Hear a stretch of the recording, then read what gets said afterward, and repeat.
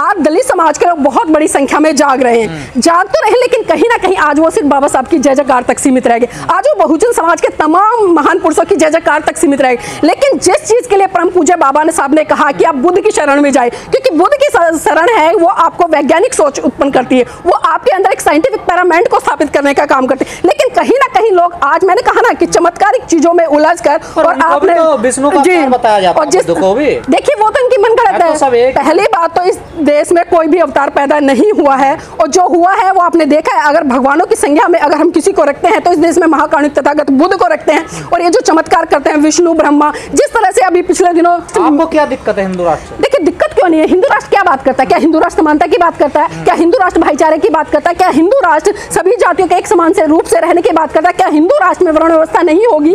ये सारी चीजें आपको सोचनी पड़ेंगी कि हिंदू राष्ट्र आखिर है क्या, और कौन सी परिकल्पना है हिंदू राष्ट्र की। जिस दिन भारत हिंदू राष्ट्र स्थापित हो गया, मैं कह रही हूँ कि वो दिन दूर नहीं होगा। जिस तरह से पहले दलितों को पीटा जाता था, उनके गले में हांडिया होती थी, पीछे झाड़ू लटकाई जाती थी, वो दिन बहुत जल्दी आने वाला है अगर ये बहुजन समाज के लोग नहीं जागे। क्योंकि आज हम देखें कि बहुत बड़े बड़े नेता निकल कर आते हैं, कह रहे हैं कि किसी की औकात नहीं है हिंदू राष्ट्र बना दे।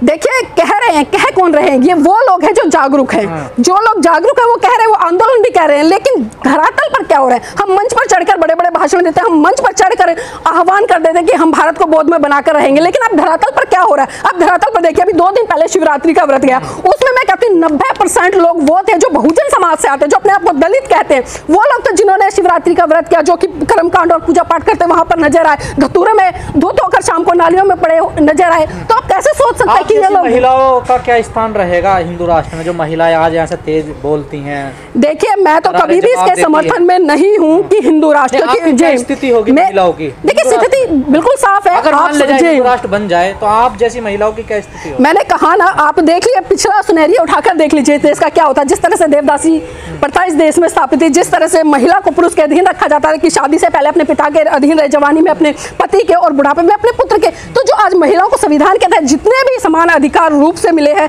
चाहे पुरुषों के बराबर हो या किसी भी अन्य के बराबर हो, ये सारे हक अधिकार छीन जाएंगे उस हिंदूवादी व्यवस्था में। और ये लोग यही चाहते हैं कि महिला को पैर की जूती, और जिस तरह से अभी तुलसीदास जी ने भी कहा है कि जो ढोल गवार पशु शूद्र और नारी है सकल ताड़न के अधिकारी, तो ये लोग दोबारा से उसी व्यवस्था को स्थापित करना चाहते हैं कि महिला है उसको पीठ सीध कर अपने कंट्रोल में रखो। लेकिन ऐसा होगा नहीं, क्योंकि आज लोग कहीं ना कहीं बहुत बड़े स्तर पर आप समाज को तोड़ रहे हैं। नहीं, किस तरह से तोड़ रहे हैं बताइए, किस तरह से तोड़ रहे हैं समाज को? आप एक उदाहरण तो दीजिए कि समाज को तोड़ने का काम करें। जो लोग समाज को तोड़ रहे हैं, जो लोग समाज को बांट रहे हैं, हम हिंदू नहीं है। देखिए किसने बांटा है, ये किसने बांटा? अभी जिस तरह से मोहन भागवत ने कहा कि जातियां पंडितों ने बनाई, भगवान ने नहीं बनाई। पहली बात तो उन लोगों को यह समझना चाहिए जो इससे खुश हो गए कि मोहन भागवत ने बड़ी अच्छी स्टेटमेंट दे दी कि जो जातियां हैं वो पंडितों ने बनाई है। आप पंडित शब्द का दे, मोहन भागवत बहुत ही चालाक किस्म का व्यक्ति है, और उसकी चालाकी को समझिए। उसने एक बार भी ये नहीं कहा कि जो जातियां वो ब्राह्मण ने बनाई, उसने कहा कि जातियां पंडितों ने बनाई। अब पंडित की संज्ञा हम किसको देते हैं? जो व्यक्ति पढ़ा लिखा होता है, समझदार होता है, जागरूक होता है, विद्वान होता है,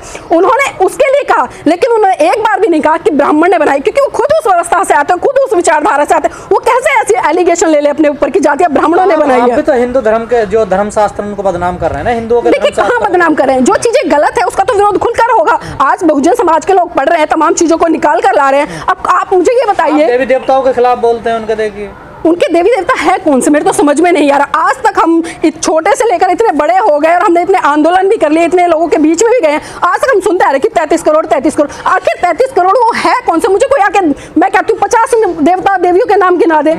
जो 33 करोड़ है उनकी तो बात देखिए, भावना है ना, आप उनकी भावनाओं से खेलते हैं। देखिए इनकी भावना का तो कोई लेना देना नहीं है। आप सही बात कह दो, इनकी भावनाएं तुरंत आहत हो जाएंगी। आप विज्ञान से जुड़ी हुई बातें कह दो, इनकी भावना आहत हो जाएंगी। आप किसी भी तरह की ऐसी बात कह दो जो तथ्य पर आधारित है, तो इन लोगों की भावनाएं आहत हो जाएंगी। इसमें हमारी गलती नहीं है। अगर इनको इतना ही भावनाओं का डर है तो अपनी भावनाओं को संभाल कर रखें और सोचे समझे कि आखिर वो क्या करें। जो संविधान तो सबको देता है ना, देखिए आजादी अपनी भावनाओं, देखिए आजादी देता है, लेकिन संविधान ये भी कहता है कि आप किसी भी गलत चीज का प्रचार कीजिए। जो भी शूद्र है तो सेवा करिए ना, शूद्रों को सेवा करें। किसने कहा कि शूद्रों का काम?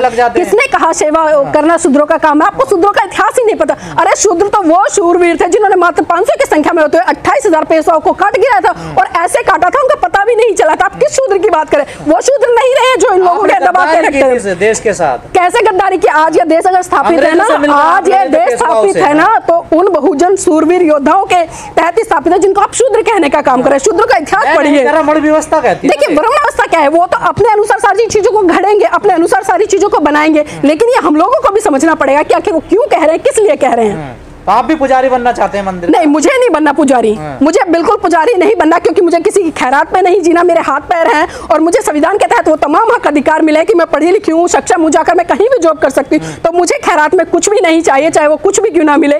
तो ये जो भीख है, ये खैरात है, मंदिर में बैठकर पुजारियों को ही मुबारक, इन ब्राह्मणों को ही मुबारक। विरोध क्यों करते हो फिर आप लोग? देखिए, विरोध करेंगे, गलत चीजों का किसने विरोध नहीं किया? जब गलत चीजें होती है तो इन्होंने विरोध नहीं किया, बाबा साहब ने विरोध नहीं किया, साहब काशीराम ने विरोध नहीं किया, ज्योतिबा फुले ने विरोध नहीं किया, सावित्रीबाई फुले ने विरोध नहीं किया। जब जब देश में गलत चीजें घटी हैं, इस देश के लोगों ने उनका खुलकर विरोध किया है। आपको धीरेन्द्र शास्त्री के दरबार में जाना चाहिए, वहां पर देखिए मैं कहती हूँ लगानी चाहिए आपकी। मैंने एक चैनल पे कहा था कि अगर धीरेन्द्र शास्त्री जैसे ढोंगी व्यक्ति मेरे आगे आ जाए तो आज जब विज्ञान का दौर है तो चमत्कारों की बात करते, आज जब विज्ञान का दौर है तो लोगों को पाखंडवाद में धकेलने की बात करते। जब आज विज्ञान का दौर है तो कहीं ना कहीं वो जो गौमूत्र या गाय के पेशाब में लोगों को नहलाने धुलाने की बात करते हैं, उनसे बीमारियों को भगाने की बात करते हैं। ये परंपरा है भारत की। ये कैसी परंपरा है, कैसी परंपरा है? आपको ये बताइए मुझे, आप किसी से कहे कि गोबर खा ले ठीक हो जाएगा, खा लेगा वो? आप किसी से गौमूत्र पी लीजिए, कितने लोग खा रहे हैं? भाजपा के कितने लोग खा रहे हैं, आरएसएस के कितने लोग खा रहे हैं, हिंदू लोग कितने खा रहे हैं? क्यों ये अस्पतालों में धक्के खाते? क्यों नहीं गाय का गौमूत्र पी लेते, क्यों नहीं गाय का गोबर खा लेते? अगर इनको इतना ही विश्वास है उन पर तो मैं कहती हूँ एक बार शुरुआत करिए, लोगों के सामने उदाहरण दीजिए ताकि भारत फिर से एक बार विश्व गुरु के रूप में उभरे। देखिए, मैं भावनाएं नहीं भड़का रही हूँ, मैं सच कह रही हूँ, इन लोगों को इस तरह की बातें कर देना बंद कर देना चाहिए। देखिए, मुझे किसी का डर नहीं लगता, मैं प्रमाण के साथ में बात करती हूँ।